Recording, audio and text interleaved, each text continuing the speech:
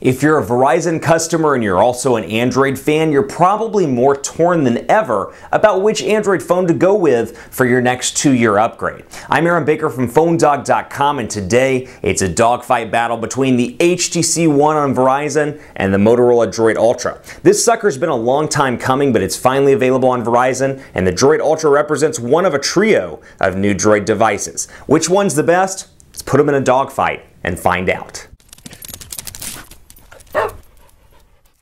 It's a dogfight battle between the HTC One and the Motorola Droid Ultra, two phones that are now, at least for this case, on Verizon Wireless, officially for $199.99. The HTC One is available now, the Droid Ultra is available right now, and they both bring Android, albeit in a different package to an extent, to the masses on Verizon Wireless. This is a dogfight battle. Before we get too far into that, my stomach's growling. I don't know why, but I'm going to give special thanks to my partners at Best Buy Mobile for giving us devices like the HTC One, like the Droid Ultra, for use in our One Pawed Bandit giveaway game, which is where we give you free phones on the site at instantwin.phonedog.com. When you walk into Best Buy Mobile, you'll walk out working. They'll get your email, your web, your contacts, all that stuff set up, so when you walk out the door, be it with the One or with the Droid Ultra, you'll walk out ready to go, thanks to Best Buy Mobile. So quick spec rundown here. Obviously, two very different user experiences and two different designs for that. And we'll take a look here at the Droid Ultra and see what it has in comparison to the HTC One. The HTC One is packing a 1.7 gigahertz quad-core Snapdragon 600 CPU. It's got a 4.7-inch 1080p HD display,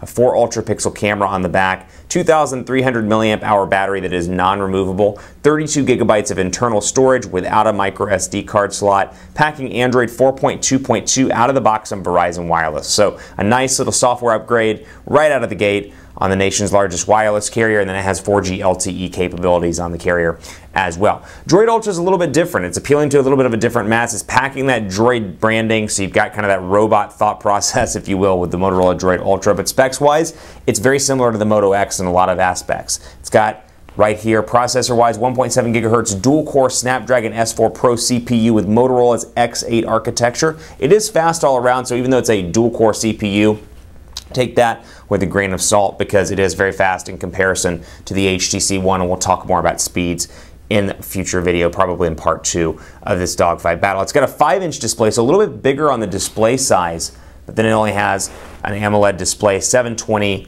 HD display here. So 720p by 1280 pixels, 1080 by 1920 over here. So more pixels and a smaller display make for a better overall picture over here. But if you like that 5-inch display on the Galaxy S4, but maybe you're not a Samsung fan or you just don't like the way it looks, this could be a great option for you. It also has a 10 megapixel camera on the back with 1080p HD recording. On the back, battery-wise, non-removable battery here, 2,130 milliamp hour battery. You can get the bigger version by going with the Droid Max and getting that all day long, or even 2 days in some cases, battery life from the Droid Max. Very similar in terms of design, just with a bigger battery. 4G LTE capabilities as well, and Android 4.2.2 here on the Droid Ultra. So obviously very different user experiences. This has HTC Sense version 5. This has a pretty pared down version of Motorola's UI. In fact, I would go as far to say this is basically stock Android with Motorola Customizations, where this is very much HTC Sense 5 with some Android customization. So you get kind of a different experience. It depends on what's most important to you. This brings some great software stuff to the table, as does this actually. We'll dive in just a second and take a look at that. First, the hardware. On the left side, you've got your micro SIM card slot in the bottom, like the other versions we've worked with. Micro USB charging port here off center to the right. Volume rocker over on the right side. Top, 3.5mm headphone jack, and power button, which doubles as an IR blaster for the TV capabilities, which we'll talk about later. I feel like I'm saying we'll talk about a lot of stuff later, but there's a lot to cover, my friends, so keep it on the video. Volume rocker over here, which actually doubles as a nano SIM card slot. The volume rocker slides out, and I'm not going to do it to risk losing connectivity, but it does pull out to include a nano SIM card. Power button here, nothing on the right side. Micro USB charging port down here at the bottom, which is kind of hard to see because this phone's very glossy. And then up top, 3.5mm headphone jack. So distinctly different appearance here. This one's a little bit bigger in the hand, but I love the feel of this phone in the hand. It's very thin, it's very light. You got your capacitive buttons down here, back, home, and recent applications, but feels great in the hand. Like these buttons a lot. They've got kind of a rugged feel to them, both the power button and the volume rocker. Very easy to press easy to press. And this is an issue that I have with the HTC One. Every unit I've worked with, which is 6 by my count with this one, the power button after about a month of use starts to recess into the device. It's a known HTC problem. I see it on a lot of HTC phones, the Droid DNA, I've seen it on the Butterfly S. The power button kind of recesses down, making it hard to press. And if you can look up here at the top, you can see that the way the phone is shaped downward, it makes it even harder to reach your finger over and down. It doesn't seem like a lot from the video, but after you've worked with this for a month or two, you'll notice the power button gets increasingly harder and harder to press. Never to the point where it doesn't power on, but in comparison to something like this, the power button is far easier to press, and it's right there where the thumb is naturally, which makes it really nice. So a little bit different in terms of the overall look and feel here. You've got the HTC logo, the home button, and the back button. Home button doubles up for a couple of things here. Press and hold to access Google Now. I can double tap quickly to access my recent applications. There we go.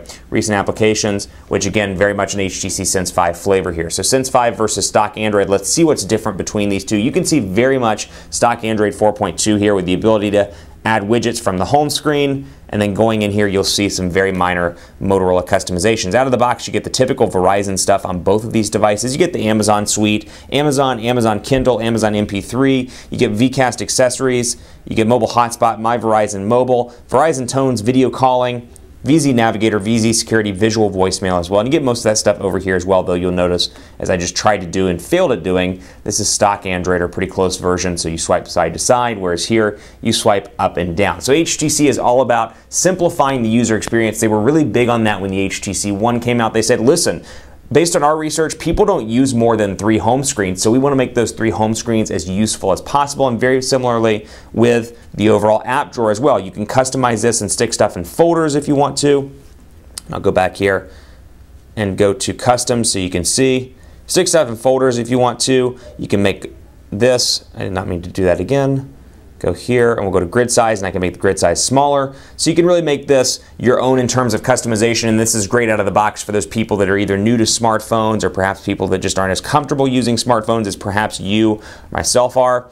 And you can see over here as well, get the stock look and feel, apps and widgets, and then over here to get your widgets, press and hold the home screen. Now you can have a maximum of 5 home screens over here in the HTC One, including the one that houses HTC Blinkfeed, which is a revolutionary new thing. I actually like Blinkfeed quite a bit. It grew on me from the initial announcement to launch, and it continues to grow on me because you can customize your Blinkfeed with whatever you want. So Blinkfeed is something you can't remove. It's there out of the box, and even though you can change the home screen like I have, for example, to make it look more like a typical Android device, that Blinkfeed home screen is always going to be there, regardless of whether you want it or not. Now, you can customize this. You can never activate it if you want to, but I prefer to customize it and kind of make it my own. And you can add in stuff like Facebook, and actually in 4.2 you can add in Instagram as well, along with LinkedIn, and of course your apps. So I can see my calendar, my gallery, my TV stuff. I can add in Facebook if I want to, or Instagram. Then I can come over here and add popular news stuff.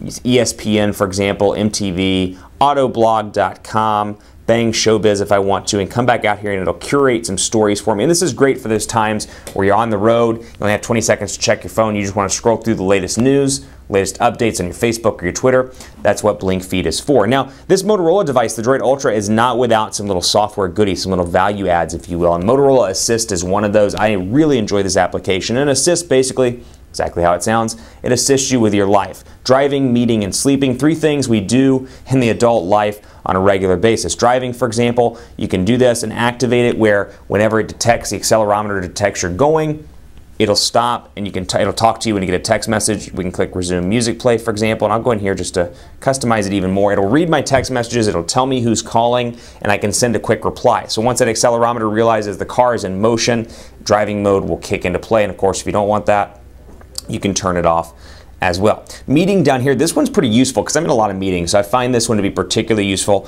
and this is a carryover from the Moto X as well, or maybe maybe the Droid Ultra carries it over to the Moto X. I don't want to give responsibility to one or the other because these devices came out at about the same time. But meeting, for example, here, whenever it detects that you have a meeting on your calendar, for example, I have a conference call at 2 o'clock this afternoon. When it detects that I have the call, I'm in a meeting, it'll silence the device and keep it quiet. While I'm busy, I can silence it or allow vibrate, and then I can make exceptions, much like do not disturb on the iPhone, for example. When a favorite calls, fiance, family, whatever, someone calls twice within 5 minutes as well, the boss, because he's trying to reach me for a project, they'll be able to reach me as well. And very similar down here with sleeping as well, you can select a time and it'll put the phone on silent, and you can make those same exceptions for favorites, or as you can see here, for when somebody calls twice. Very useful application. Another one I use all the time on the Moto X, and you can use this on the Droid Ultra as well. Motorola's Moto Connect, which is an application, or I should say it's a extension to the Chrome browser, where you can go in there and you can text message and see your missed calls. I'm the king of putting my phone down like that when I'm at work and walking out into the conference room or whatever the case may be. I'm in a meeting or something, phone's face down and it's on silent because I shoot videos throughout the day, and I miss a call or I miss a text message. Well, it'll pop up on the computer screen, and I can not only see it, but I can actually respond to text messages from my computer as well, and that's all able to be activated through the settings. Other things I like include active notifications and touchless control. I can come in here and say, "Okay, Google Now," and I can access Google Now just by saying, "Okay, Google Now," which is nice. Again, carry over to an extent from the Moto X, and you've got that nice 5-inch display to get those questions on the display. So let's take a look here. Active notifications as well. Active display, I can manage the notification types. I find this one to be pretty useful. When the device is off, for example, we'll give it a couple of seconds here, and I move it, it should tell me the time and allow me to unlock the device, which we'll play around with it for a little bit. Let's see, come on. Never works when I want it to on camera. We'll wait for it for just a second. Whenever you get a text message, it only lights up the number of pixels on the display that it needs to display that actual notification. So it saves battery life, which is a nice little feature. There it is right there. Active notifications, I can either unlock by swiping down, or if I had a message, it would show up here in the top. Nice little feature, and then a little bit different from the standard lock screen. Keep it locked on PhoneDog.com. In part 2 of the Dogfight, we'll talk speed tests, camera settings, and the benefits that both of these devices bring in terms of editing pictures and things like HTC Zoe and the highlight reel. Stay tuned for part 2.